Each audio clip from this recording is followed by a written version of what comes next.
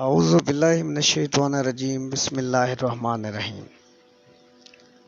میں نوید عباس اپنے YouTube channel میں السلام علیکم۔ آج جو آپ کے سامنے اہم تاریخ الاسلام کی اہم شخصیت اور رسول مقبول صلی اللہ علیہ وآلہ وسلم کے پیارے صحابی ہیں، مصعب بن عمیر، پیدائش 27 قبل ہجری 596 عیسوی اور وفات ہے 15 شوال 3 ہجری 30 مارچ 625 عیسوی۔ غزوہ بدر میں شامل ہیں آپ۔ صحابی رسول تھے۔ مصعب بن عمیر قریش عبدری ہیں۔ آپ کا تعلق قریش کی شاخ بنو عبدالدر سے تھا۔ اجلا اور فضلہ صحابہ میں سے ہیں۔ انہوں نے حضرت صلی اللہ علیہ وآلہ وسلم کے دار ارقم میں آنے سے پہلے مکہ میں اسلام قبول کیا تھا اور اول ہجرت حبشہ کرنے والوں کے ساتھ حبشہ کو ہجرت کی۔ پھر جنگ بدر میں شریک ہوئے۔ حضرت صلی اللہ علیہ وسلم نے ان کو عقبہ ثانیہ کے بعد مکہ سے تبلیغ الاسلام کے لیے مدینہ بھیجا گیا۔ وہاں اہل مدینہ کو قرآن کی تعلیم دینے اور دین سکھانے کی خدمت ان کے سپرد فرمائی تھی۔ ہجرت نبوی سے قبل مدینہ میں جس نے سب سے پہلے جمعہ پڑھایا وہ مصعب بن عمیر ہے۔ زمانہ جاہلیت میں مصعب بن عمیر بڑے عیش و عشرت کی زندگی گزارنے والے صحابی تھے۔ اعلیٰ لباس زیب تن کرتے تھے، مگر جب مسلمان ہو گئے تو زہد اختیار کیا اور دنیا کے ہر عیش و آرام پر ہر راحت سے دست و کش ہو گئے۔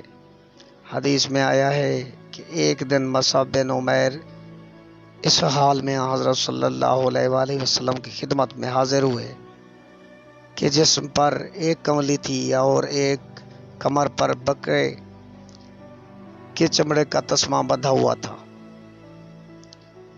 حضرت صلی اللہ علیہ وآلہ وسلم نے ان کو دیکھ کر حاضرین مجلس سے فرمایا، اس شخص کو دیکھو جس کا قلب اللہ تعالیٰ کے نور سے ایمان سے جگمگا رکھا ہے۔ میں نے اس شخص کو مکہ میں اس حال میں دیکھا کہ اس کے ماں باپ اس کو اعلیٰ سے اعلیٰ چیزیں کھلاتے پلاتے تھے۔ میں نے اس کے جسم پر ایسا جوڑا دیکھا ہے جو 200 درہم میں خریدا گیا تھا، مگر اب اللہ اور اللہ کے رسول صلی اللہ علیہ وآلہ وسلم کی محبت نے اس کو اس حال میں پہنچا دیا ہے جو تم دیکھ رہے ہو۔ بعض حضرات نے یہ لکھا ہے کہ حضرت صلی اللہ علیہ وآلہ وسلم نے مصعب بن عمیر کو عقبہ اولیٰ کے بعد مدینہ بھیجا تھا۔ وہاں یہ اسلام کی دعوت لے کر انصار کے گھر گھر جاتے، ان کو تبلیغ کرتے اور ان کو مسلمان بنانے کی پوری جد و جہد کرتے۔ چنانچہ ان کی اس جد و جہد کے نتیجے میں ایک اور دو کر کے لوگ مسلمان ہوتے رہے، یہاں تک کہ مدینہ میں اسلام کا نور پھیل گیا اور اہل مدینہ کی بڑی تعداد دائرہ اسلام میں داخل ہو گئی۔ تب انہوں نے مدینہ میں جمعہ قائم کرنے اور مسلمانان مدینہ کو نماز جمعہ پڑھانے کی اجازت حضرت صلی اللہ علیہ وسلم سے منگوائی۔ اس کے بعد مصعب بن عمیر 70 آدمیوں کی وہ جماعت لے کر مکہ آئے جو عقبہ ثانیہ کے موقع پر حضرت صلی اللہ علیہ وآلہ وسلم کی خدمت میں حاضر ہوئی تھی۔ قرآن کریم کی یہ آیت من المومنین رجالا صدقوا ما عہد اللہ علیہ 33 الاحزاب اور 23 انہی مصعب بن عمیر کی شان میں نازل ہوئی۔ آپ غزوہ بدر اور غزوہ احد دونوں میں اسلامی فوج کے علمبردار بھی تھے۔ میدان احد میں رتبہ شہادت پر سرفراز ہوئے۔ مصعب بن عمیر نے مدینہ میں تبلیغ کی جس سے قبیلے کے قبیلے اسلام میں داخل ہوئے۔ مدینہ میں قبیلہ اوس کی شاخ میں قبیلہ بنو عبد الاشہل اور قبیلہ بنو ظفر بہت مشہور اور طاقتور تھے۔ سعد بن معاذ قبیلہ بنو عبد الاشہل کے سردار ہونے کے علاوہ تمام قبائل کے سردار اعظم تھے۔